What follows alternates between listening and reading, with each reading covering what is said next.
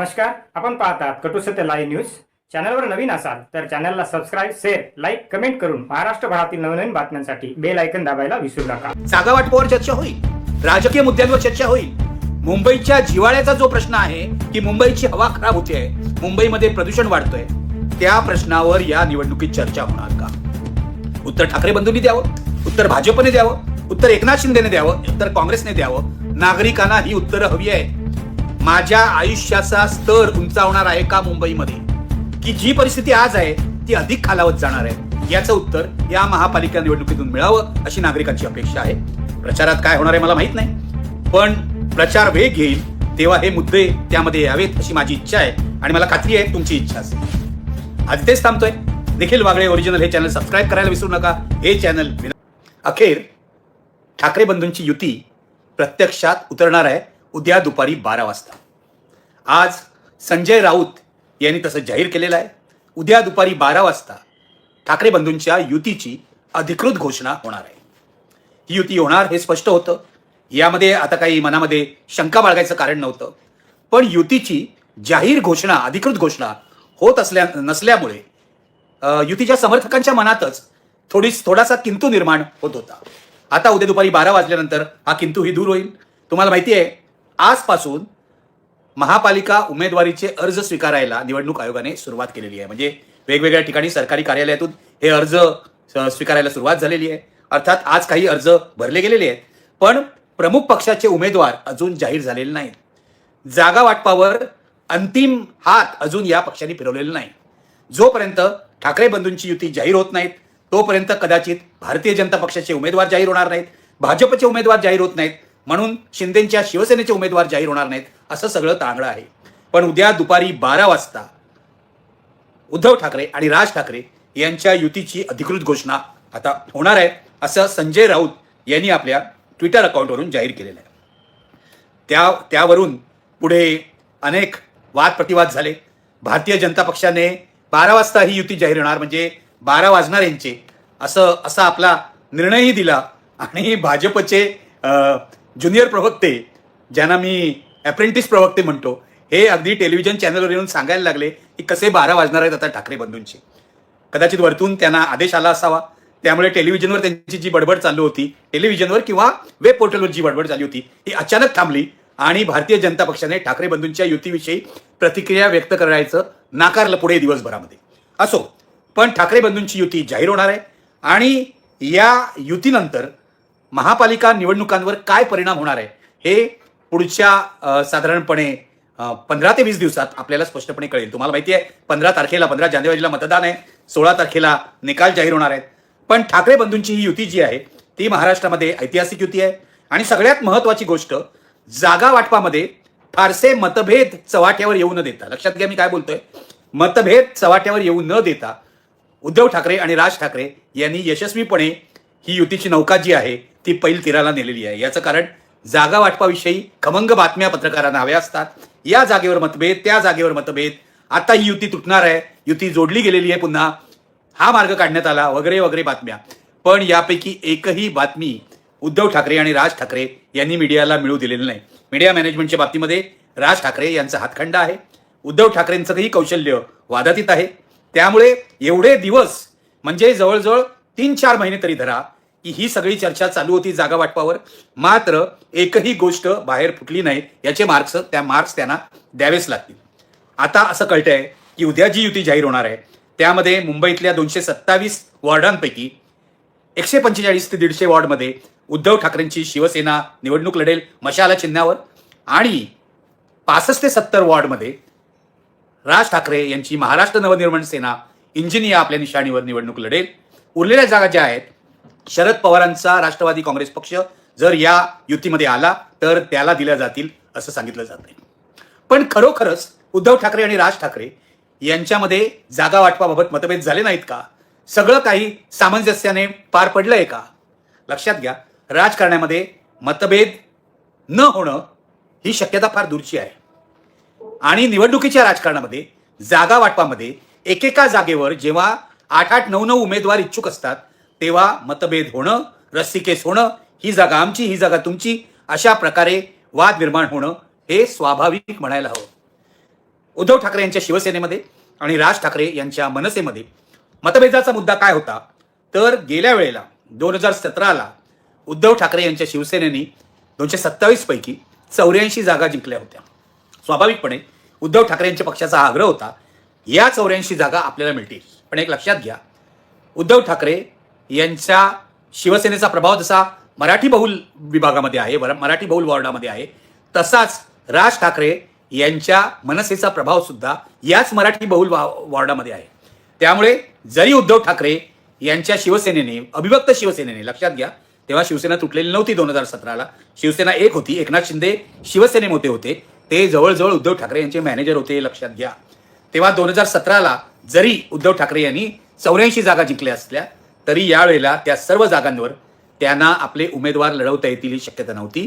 कारण दादरसारखा भाग आहे, माहीमसारखा भाग आहे, विक्रोळीसारखा भाग आहे, भांडूपसारखा भाग आहे, या भागामध्ये राज ठाकरेंच्या मनसेचं सुद्धा प्राबल्य आहे. त्यामुळे त्यापैकी काही जागा राज ठाकरे मागणार याविषयी काही शंका नव्हती. शेवटी यामधून मार्ग काढलेला आहे. उदाहरणार्थ 84 पैकी साधारण 15 ते 20 जागा या राज ठाकरे यांच्या मनसेला देण्यात आलेल्या आहेत. म्हणजे गेल्या वेळेला ज्या जागांवर अविभक्त शिवसेनेचे उमेदवार जिंकले होते त्यापैकी 15 ते 20 जागा या राज ठाकरे यांच्या महाराष्ट्र नवनिर्माण सेनेला मिळतील. उदाहरणार्थ दादर मतदारसंघ, दादर हा जो वॉर्ड आहे जिथे पूर्वी संदीप देशपांडे निवडून आले होते, या वॉर्डमध्ये कुणी लढवावं हा एक वादाचा मुद्दा होता. आता नाही येतो, आता सुटलेला आहे. मनसेचा असा आग्रह होता की गेल्या वेळेला या ठिकाणी दादरून समाधान सरवणकर निवडून आले होते.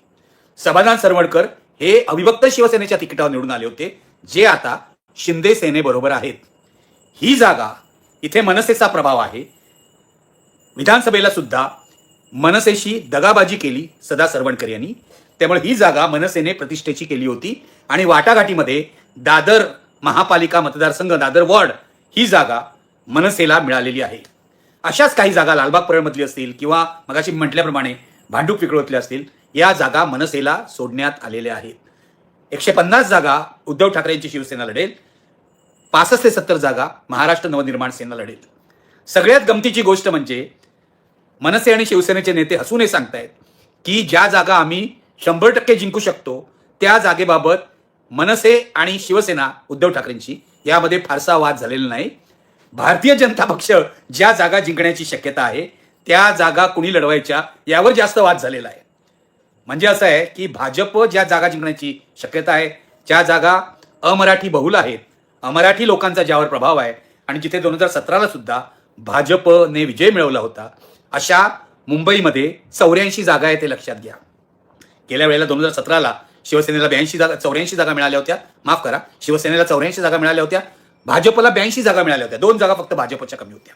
तेव्हा या 82 जागा ज्या आल्या होत्या त्यापैकी अनेक जागा या अमराठी भागातून आल्या होत्या. या अमराठी भागामध्ये भाजपच्या विरुद्ध उमेदवार कुणी द्यायचा, तो उद्धव ठाकरे यांच्या शिवसेनेने द्यायचा की राज ठाकरे यांच्या मनसेने द्यायचा, यावर घमासान चर्चा झाली असं सांगितलं जात आहे. पण आता तो तिढा सुटलेला आहे. एक लक्षात घ्या, राज ठाकरे यांची भूमिका होती की जोपर्यंत जागा वाटप होत नाही तोपर्यंत युती जाहीर होऊ नये.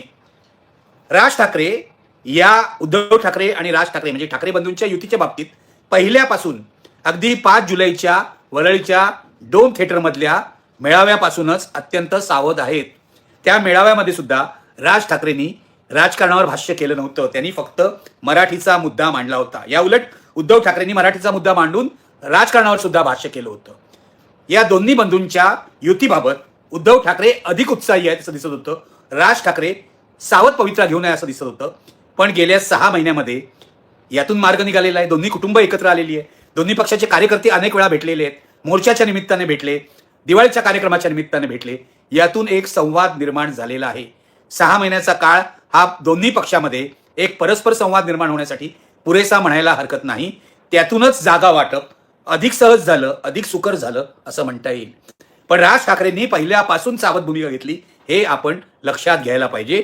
आणि आता जेव्हा उद्या यांची युती जाहीर होईल, अधिकृतपणे जाहीर होईल, त्यानंतर प्रचाराचं नियोजन कसं केलं जातं याकडे सगळ्यांचं लक्ष लागलेलं आहे, लक्षात घ्या. कारण प्रचारामध्ये राज ठाकरे यांचा वर्चस्व कायम राहिलेला आहे. मनसेला पुरेसं यश मिळालेलं नसलं 2009 नंतर, तरी सुद्धा प्रचाराच्या बाबतीत राज ठाकरे यांचा हात कुणीही धरू शकत नाही. आता प्रचाराची ही तोफ राज ठाकरे यांची उद्धव ठाकरेंबरोबर येणार आहे. म्हणजे एका परीने शिवसेना आणि मनसे युतीकडे ही डबल बॅरल गन येणार आहे. आता या प्रचारासाठी मुद्दे काय असतील? पुन्हा राज ठाकरे लाव रे तो व्हिडिओ करतील का? राज ठाकरे भारतीय जनता पक्षावर हल्ला कसा करतील? मुंबईतला मराठी माणसाचा प्रश्न कसा मांडला जाईल यावर बऱ्याच गोष्टी अवलंबून राहतील, हे लक्षात घ्या. याचं कारण मी तुम्हाला सांगतो की या क्षणापर्यंत आज 23 डिसेंबर आहे. महापालिका निवडणुकीचे अर्ज भरण्याचा शेवटचा दिवस आहे. 30 तारीख आज पहिला दिवस आहे, माफ करा, 30 तारीख हा शेवटचा दिवस आहे. पुढच्या 7 दिवसामध्ये अर्ज भरले जातील. पण या क्षणाला मुंबई शहरामध्ये महापालिका निवडणुकीसाठी कोणतंही वातावरण नाही, हे आपल्याला नमूद करावं लागतं आहे. नागरिकांमध्ये पूर्णपणे निरुत्साह आहे. नागरिक महापालिका निवडणूक या मुद्द्यावर फारसे बोलत नाहीत, एकमेकांमध्ये बोलत नाहीत. फक्त टेलिव्हिजनचा किंवा वेब पोर्टलचा कॅमेरा समोर आला तर काहीतरी बडबडतात. त्या पलीकडे मुंबईच्या प्रश्नावर बोलत नाहीत, ठाकरे बंधूंच्या युतीबाबत फारसे बोलत नाही. इतका निरुत्साह दिसतोय. आता नागरिकांमधला, विशेषतः मराठी लोकांमधला हा निरुत्साह घालवून त्यांना मतदान केंद्राकडे वळवण्यासाठी उद्धव ठाकरे आणि राज ठाकरे काय करणार, हा खरा महत्वाचा प्रश्न आहे. एका बाजूला अमराठी लोकांना टार्गेट करत असताना भाजपने मराठी लोकांना सुद्धा टार्गेट करायला सुरुवात केली आहे. लक्षात घ्या, भाजप कोणत्या थराला जाऊ शकतो. आज भाजपचे मुंबईचे अध्यक्ष अमित साटम यांनी बूट पॉलिशवाल्यांचा मेळावा भरवला होता, बूट पॉलिश कामगारांचा. तिथे त्यांनी कामगारांच्या बुटाला पॉलिश करून दिलं. लक्षात घ्या, काय स्टंटबाजी करतोय भाजप बघा. कामगारांचा मेळावा घ्यायची अक्कल यांना गेल्या 5-7 वर्षात आली नाही.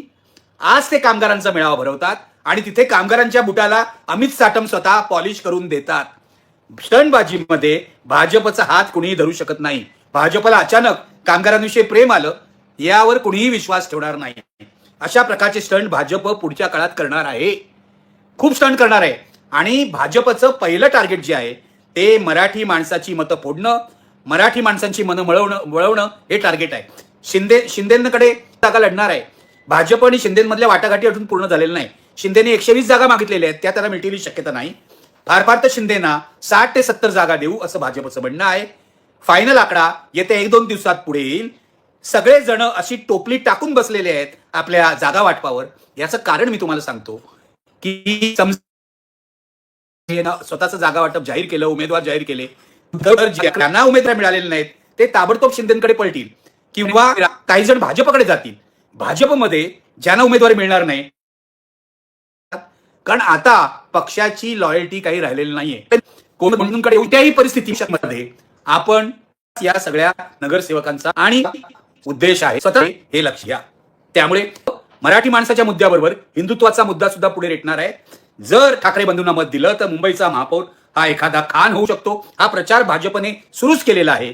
त्या प्रचारामध्ये हवा भरण्याचा प्रयत्न देवेंद्र फडणवीस यांनी केला नाही तरी सुद्धा अमित साटम, रवींद्र चव्हाण निश्चितपणे करणार, याविषयी माझ्या मनात काही शंका नाही. दुसरा मुद्दा काँग्रेसचा. कोणाला स्वतंत्रपणे लढण्याचं जाहीर केलेलं आहे. महाविकास आघाडी आता काही नाही. महाविकास आघाडी तोडून मोडून टाकलेली आहे सर्व लोकांनी. त्यामुळे आता काँग्रेसवाले स्वतंत्रपणे लढणार आहेत. संजय राऊत असं आज म्हणाले की मी राहुल गांधींना फोन करतो किंवा फोन केला होता वगैरे वगैरे वगैरे. राहुल गांधींना फोन संजय राऊत यांनी केला तरी राहुल गांधी संजय राऊत यांचा ऐकतील ही शक्यता नाही. मुंबई काँग्रेसचे जे स्थानिक नेते आहे हे सर्वजण ठाकरे बंधूंशी युती करण्याच्या विरोधात आहे. याचं एक कारण पूर्वी मी तुम्हाला सांगितलं होतं. एक तर विधानसभा निवडणुकीमध्ये उद्धव ठाकरेंनी काँग्रेसवर खूप दादागिरी केली असं या नेत्यांचं म्हणणं आहे. आणि दुसरी गोष्ट म्हणजे ठाकरे बंधूंपैकी राज ठाकरेंना काँग्रेसच्या नेत्यांचा आक्षेप आहे. जर आपण ठाकरे बंधूंची युती केली, राज ठाकरेंची युती केली तर उत्तर भारतीयांपुढे आपण जाऊ शकणार नाही. उत्तर भारतीयांमधली बहुसंख्य मतं 70-80% मतं जरी भाजपला पडत असली तरी जी 20-25% मतं आहेत जी काँग्रेसला पडू शकतात त्यावरही पाणी फिरवलं जाईल असं काँग्रेसला वाटतंय. त्यामुळे ते ठाकरे बंधूंबरोबर युती करायला तयार नाहीत. स्वतंत्रपणे लढून आपला फायदा होईल असं त्यांना वाटतंय. 2017ला काँग्रेसच्या 31 जागा निवडून आल्या होत्या. असं मानलं जात आहे की यावेळेला जागा कमी होतील. पण काँग्रेसचं असं म्हणणं आहे की मुस्लिम बहुल एरियामध्ये आपल्याला मोठ्या प्रमाणावर प्रतिसाद मिळेल. काँग्रेसचा असाही दावा आहे की विधानसभेच्या निवडणुकीला उद्धव ठाकरेंना जी मुसलमानांची मतं पडली, म्हणजे मुंबईसारख्या विभागामध्ये मुस्लिम मतांमुळे अनेक मतदारसंघामध्ये उद्धव ठाकरेंच्या उमेदवारांना फायदा झाला ही गोष्ट स्पष्ट आहे, अतिशय स्पष्ट आहे.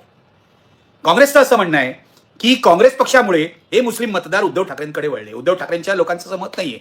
उद्धव ठाकरेंनी कोविडच्या काळात जे काम केलं, मुख्यमंत्री म्हणून त्यांची जी प्रतिमा झाली, त्यामुळे मुसलमान आपल्याकडे वळले असं उद्धव ठाकरेंच्या लोकांना वाटतंय. या सगळ्याची कसोटी या निवडणुकीत लागणार आहे. याचं कारण आता यावेळेला काँग्रेस वेगळी लढत असताना मुस्लिम मतदार हे काँग्रेसकडे जातात की ठाकरे बंधूंकडे येतात हे बघावं लागेल. राज ठाकरेंकडे आवर्जून मुस्लिम मतदार वळतील असं काही दिसत नाहीये. मग आता उद्धव ठाकरेंच्या शिवसेनेकडे काही मुस्लिम मतदार वळू शकतात. काँग्रेस वेगळी लढल्यामुळे मुस्लिम मतदारांमुळे मध्ये सुद्धा फूट पडणार आहे का हे बघावं लागेल. जर मुस्लिम मतदारांमध्ये फूट पडली तर त्याचा फायदा कुणाला होणार? हा फायदा भाजप आणि एकनाथ शिंदेच्या शिवसेनेला होऊ शकतो का याकडे सुद्धा लक्ष ठेवावं लागेल. पण आता ठाकरे बंधू आणि काँग्रेसची युती होण्याची शक्यता फारशी नाही असं म्हटलं तर काही गैर ठरणार नाही. मित्रो, दुसऱ्या बाजूला काँग्रेस वंचित बहुजन आघाडीबरोबर युती करण्याच्या बेतात आहे, किंबहुना त्यांनी मन बनवलंय असं म्हटलंय. वंचित बहुजन आघाडी आणि काँग्रेस यांची युती विधानसभा निवडणुकीमध्ये, लोकसभा निवडणुकीमध्ये व्हावी अशी अनेकांची इच्छा होती जी झाली नव्हती. आता नगरपालिका निवडणुकीच्या निमित्ताने काँग्रेस आणि वंचित बहुजन आघाडी एकत्र आलेली आहे. आता महापालिका निवडणुकीत काँग्रेस आणि बहुजन आघाडीची जर युती झाली तर दोन्ही पक्षांना फायदा होऊ शकतो असं निरीक्षकांचं मत आहे. मित्रो, या सगळ्या निवडणुकीच्या गदारोळामध्ये, राजकीय गदारोळामध्ये मराठी माणसाचा मुद्दा येईल, हिंदुत्वाचा मुद्दा येईल, विकासाचा मुद्दा येईल, अनेक मुद्दे येतील. पण मुंबईसारख्या शहराला काय हवंय याचा विचार राजकीय पक्ष करतायत का? मी एक उदाहरण तुम्हाला देतो, बाकी सगळे मुद्दे बाजूला ठेवून एक उदाहरण देतो. आजच्या टाइम्स ऑफ इंडियामध्ये हेडलाईनची बातमी आहे की मुंबई हायकोर्टाने मुंबई महापालिकेचे आयुक्त भूषण गगराणी यांना तातडीने बोलावून घेतलेलं आहे. त्यांच्या नावाने समन्स काढलेलं आहे. याचं कारण मुंबईचं वातावरण, मुंबईची हवा दिवसेंदिवस खराब होते आहे. मुंबईचा जो एअर क्वालिटी, मुंबईची जी एअर क्वालिटी आहे, मुंबईच्या हवेचा जो दर्जा आहे तो खाली खाली जातो आहे. एअर क्वालिटी इंडेक्स असं म्हणतात, AQI.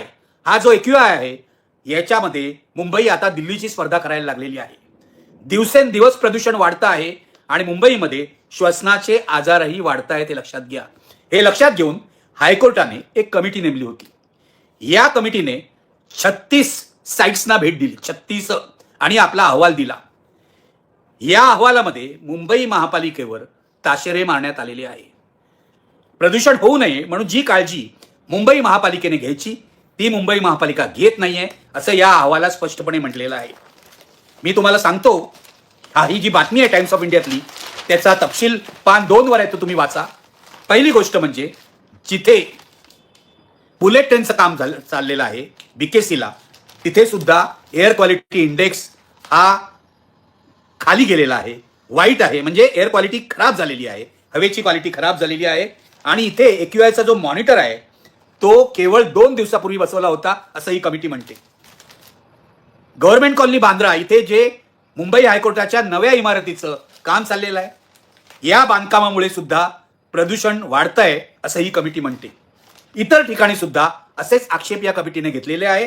आणि तुम्ही काय करतायत हे सांगायला आमच्या पुढे असं मुंबई हायकोर्टाच्या न्यायाधीशांनी मुंबई महापालिकेचे आयुक्त भूषण गगराणी आणि महाराष्ट्र पोल्युशन कंट्रोल बोर्डाचे अधिकारी यांना सांगितलेलं आहे.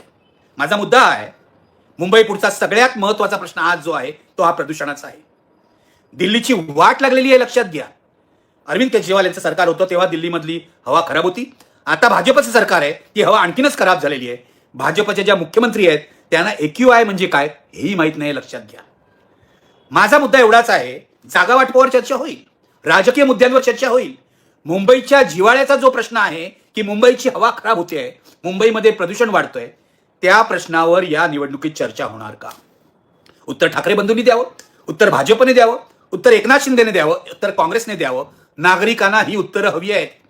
माझ्या आयुष्याचा स्तर उंचावणार आहे का मुंबईमध्ये, की जी परिस्थिती आज आहे ती अधिक खालावत जाणार आहे? याचं उत्तर या महापालिका निवडणुकीतून मिळावं अशी नागरिकांची अपेक्षा आहे. प्रचारात काय होणार आहे मला माहित नाही, पण प्रचार वेग घेईल तेव्हा हे मुद्दे त्यामध्ये यावेत अशी माझी इच्छा आहे आणि मला खात्री आहे तुमची इच्छा असेल. पाहत राहा निर्भीड सत्य अर्थात सर्वसामान्यांचे व्यासपीठ, आपल्या सर्वांच्या हक्काचे चॅनल कटुसत्य लाईव्ह न्यूज. धन्यवाद.